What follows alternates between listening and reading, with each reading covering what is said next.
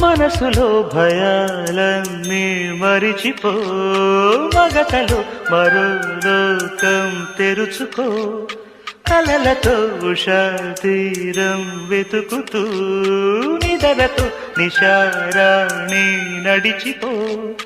చిటికలోన చిక్కబట్ట కటిక చీకటి కరిగిపోక తప్పదమ్మ ఉదయ కాంతికి.